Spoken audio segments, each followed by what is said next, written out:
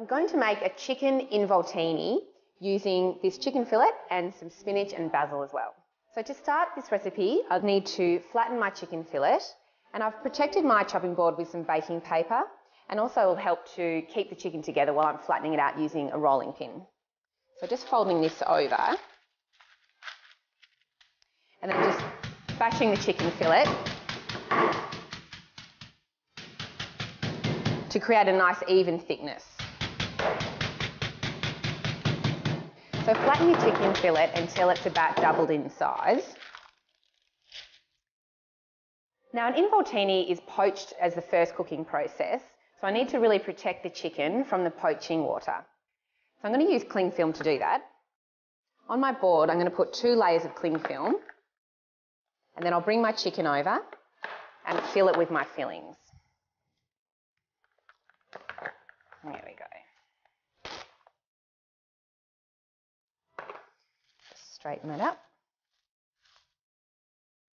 So bring my chicken back and peeling away the paper down onto the cling film and bringing it off the other side. Now I'll use some salt and pepper to season.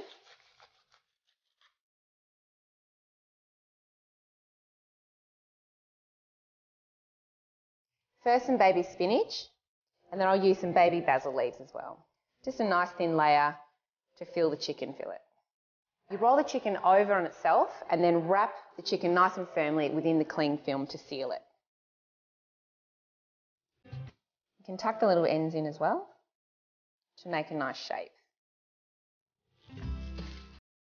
It's best if you actually rest the chicken on its seam, because as the chicken cooks it will actually stay in that position. Bring up the other side to make the seam, rolling it down on itself nice and firmly. And then to the ends, twisting it over and over and over until you can ultimately tie a knot in each end. So that will seal the chicken and make sure that no poaching liquid gets in as it's cooking.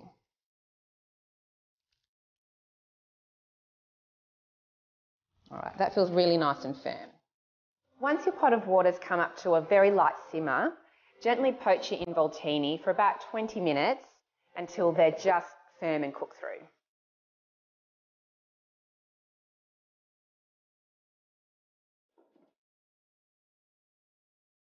My involtini are now cooked through, so it's time for the second stage of cooking.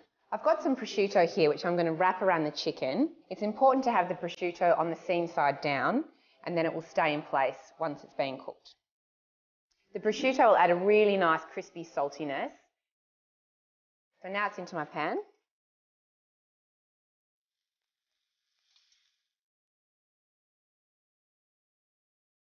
So my involtini has been frying off just for a few minutes in the pan, just enough to get a golden crust on the outside of the prosciutto.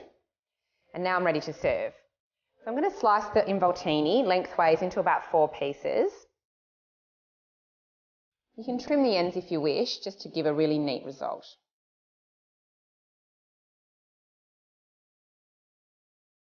I've made a salsa verde to go with my chicken involtini, and it's just a simple combination of lemon juice, fresh herbs, olive oil and a little bit of chilli.